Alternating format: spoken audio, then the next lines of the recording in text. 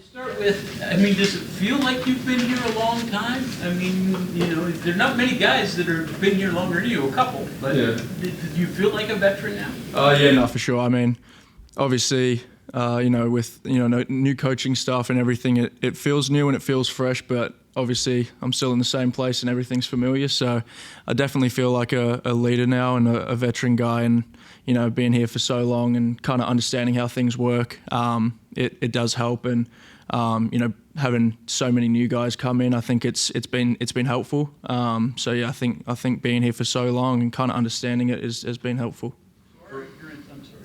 Our ignorance is like, okay, punt football doesn't change, doesn't matter who the coach is, scheme, but I'm sure there are changes. Are there changes in what they're asking you to do? Yeah, no, for sure. Obviously, up until this point, I'd been mostly Australian-style punting and rolling out of the pocket and things like that. But we've transitioned to more spirals, traditional style punting and stuff, which I've really enjoyed. It's been something that I've wanted to do for a long time, and I've put a lot of work into it this off season, and it's something I've gotten really comfortable with now, to the point where I feel like I'm probably at the most dynamic I've been since I've been here. So I think that having the new staff come in and kind of introduce that and want that to happen is something that's been good for myself. Yeah. First interaction with Rich, and then your realization that this staff's going to be a little different than the old staff. First interaction was after the bowl game. When we got back, I wanted to, obviously meet him and kind of get a feel for what he wanted to do and what he's all about and everything. And had a good conversation with him after the bowl game and enjoyed it. So I thought, sticking around for the spring and seeing how everyone interacts and how the coaching staff's gonna introduce their culture. And I think it's been really good, and they've done a really good job of making sure that the culture's clear and everyone has to stick to the culture in order for it to be successful. So I've enjoyed it so far. I think it's going to be successful, and just looking forward to keeping it moving. The mechanics of practices and so forth. Yeah, completely different.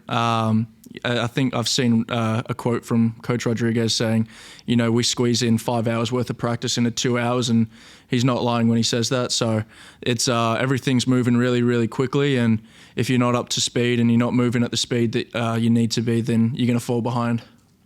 It's not as common with punters, but it almost sounds like you were, which would be fair, you were kind of in a wait-and-see attitude on whether or not you maybe would transfer. You wanted to see it get underway in the spring. Is that fair to characterize? Obviously with the new coaching staff coming in, it was nerve-wracking, and it wasn't so much a panic thing. It was more so just kind of wanting to meet people and see what was going to happen with the program, because obviously it's a massive change. But it wasn't anything like I was panicking about getting in the portal or something like that. I just kind of wanted to, stick around, meet people, see what the culture was going to be like and what my role was going to be, and if I was going to be, a fit that they wanted to keep around as well. Because obviously there's a possibility that, he could have seen my 3 years here and said, we don't want to roll out punter, but he gave me the chance to stick around and show them that I can spiral and fit within their scheme as well. So I think that was a big part of it too. Follow-up that, you've been Big 12 Special Teams Player of the Week, things like that. You've had accolades, but he wasn't coaching in this conference. What did he say about you? Was he aware of what you did at all in particular? So when we spoke initially after the bowl game, he obviously was very fresh, had a lot going on, and he hadn't had the time to watch any film or anything like that. So it was more so based off of when he came to the bowl game. He said he was comfortable with what he saw from me at the bowl game, and in terms of my leg strength and whatnot. So it was more so as he got to kind of watch film from the past years, and Coach Kirkland got to watch film from past years and kind of understand what's been going on. That's when they kind of got to see who I was, and obviously, now I'm punting in the spring and stuff. They get to really see what I am as well. So that was a big part of it too. You've talked about. Go ahead. You've talked about the work you did and wanting to get traditional stuff.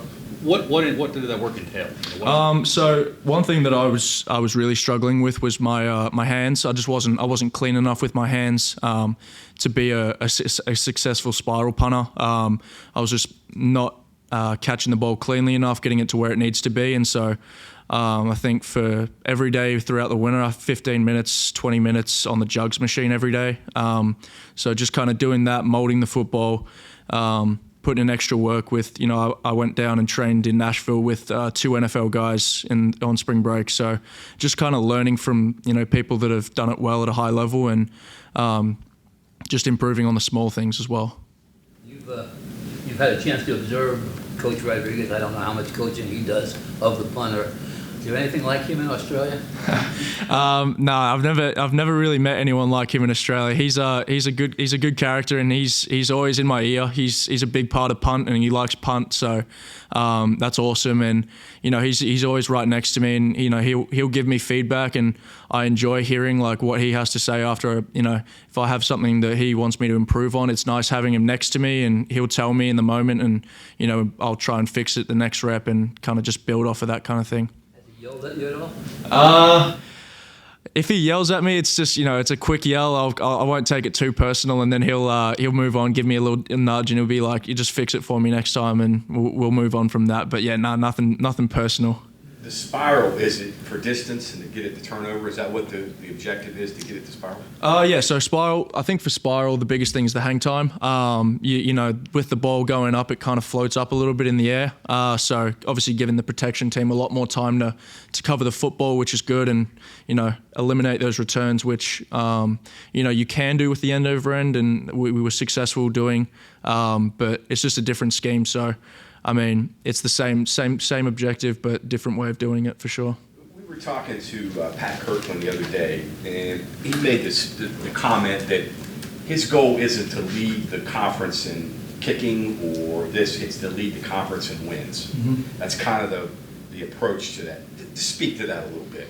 Yeah, that's the whole goal of football, and I've said it before. Like, if I go out there 0 times in a game, we're doing pretty well, typically. So, I'm not stressed about whether or not I get, 100 punts, 50 punts, 0 punts in a season. Like, if we're winning football games and we don't need to punt the football, that's fine. But my role on the team is to, flip the field and, prevent their offense from having advantageous field position. So, he's completely right on that. Like, if we have a successful punt unit and a bad team, then that's not really what we're looking for. So, having a successful punt team and a winning football team, that's obviously the main goal. But if I don't have to punt, then I'm pretty happy with that as well. Feel a lot without Austin Brinkman and how's McGuire doing? Yeah. So I've been in contact with Austin Brinkman. He's been around, obviously getting ready for the next step in his journey, and he's been doing really well and putting a lot of work into himself. And he was obviously one of a kind of guy, self-taught, and now he's, giving himself a really good shot at getting to the NFL. And Maguire's done a phenomenal job of, stepping up, and he's gotten his opportunity and he's really taking it. So I'm proud of the way that he's, learned from Austin over the, 3 years that he had with him. And he's been really consistent. And I think that was a big thing for him, was just being consistent, because he could always do it. It was more so the fact of, doing it every single day over multiple practices, and he's done a really, really good job of that. You holding as well?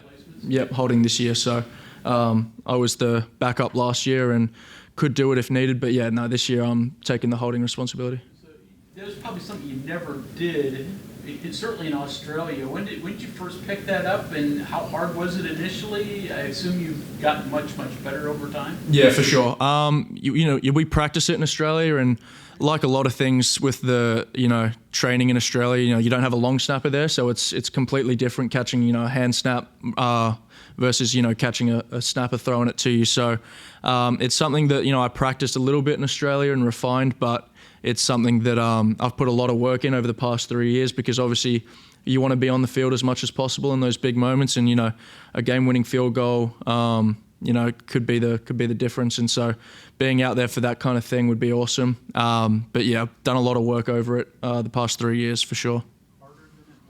Oh yeah, most definitely. There's so many intricacies to the holding game that only specialists and special teams coaches really notice. So it's definitely a detailed but a forgotten about role for sure.